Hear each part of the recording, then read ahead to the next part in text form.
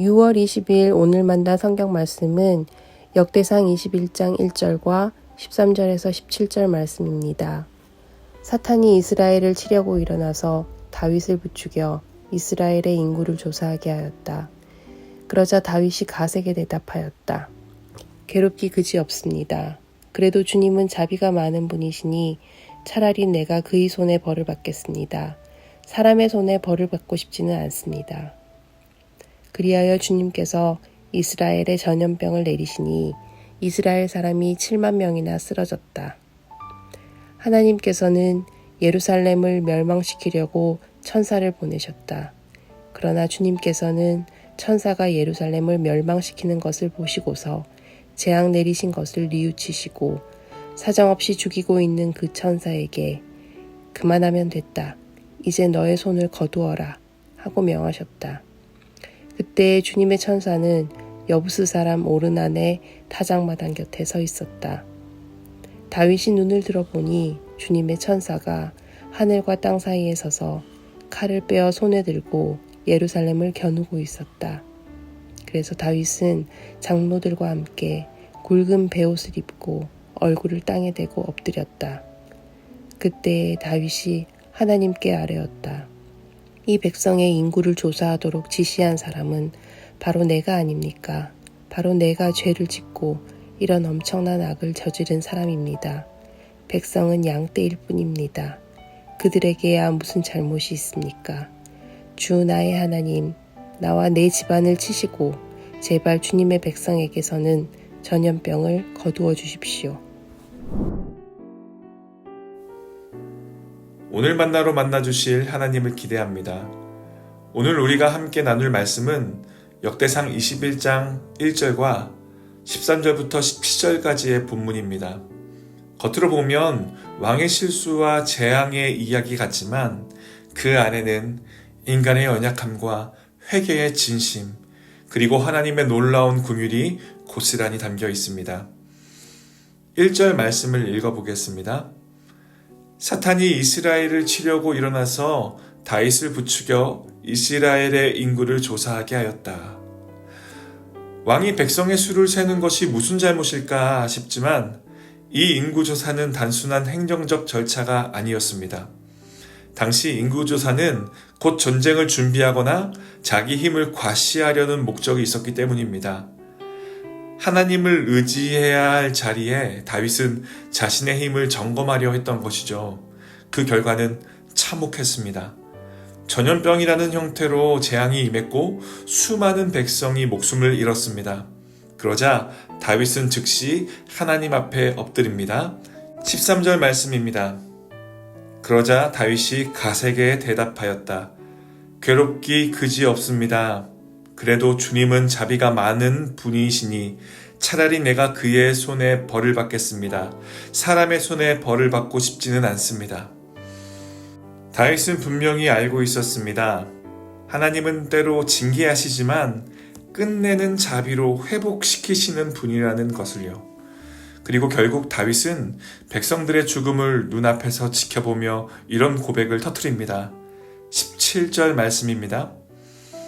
그때 다윗이 하나님께 아뢰었다.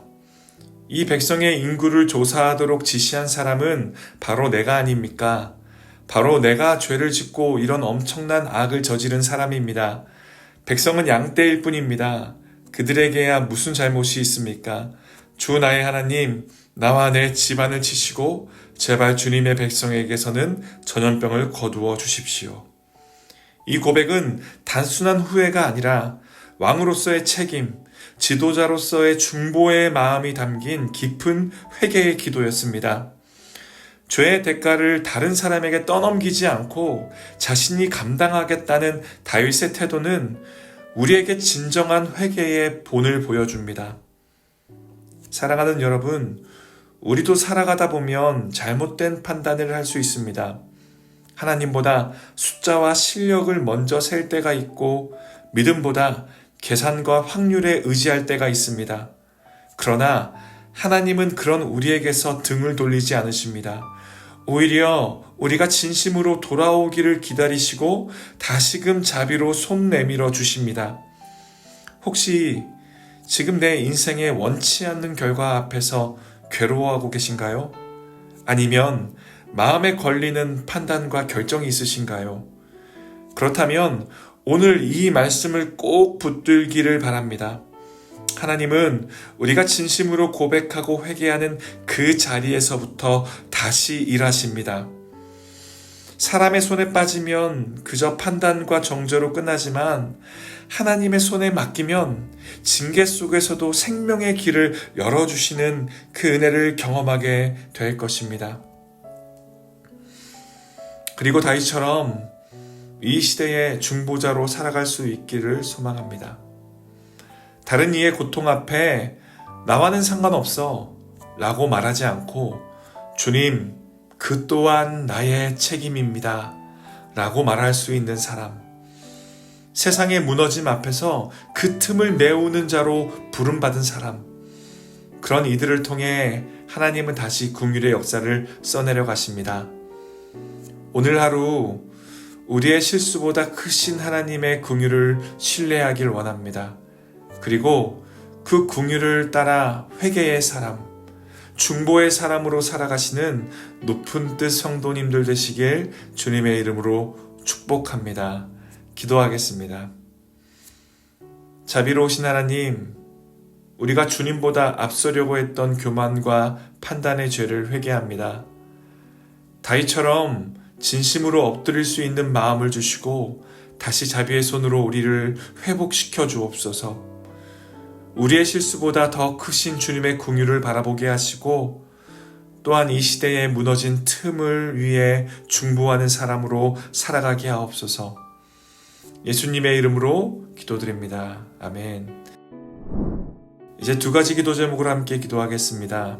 첫째, 우리 안에 여전히 남아있는 교만과 자기의의를 내려놓고 하나님의 긍휼 앞에 정직히 엎드리는 삶을 살게 하옵소서. 둘째, 이 땅의 교회가 하나님의 긍휼과 진리를 따라 다시 거룩함과 사랑으로 세워지게 하시고 청년들이 믿음의 길 위에 서서 하나님의 부르심에 응답하는 세대가 되게 하소서. 함께 기도하신 후 각자의 기도를 이어가겠습니다.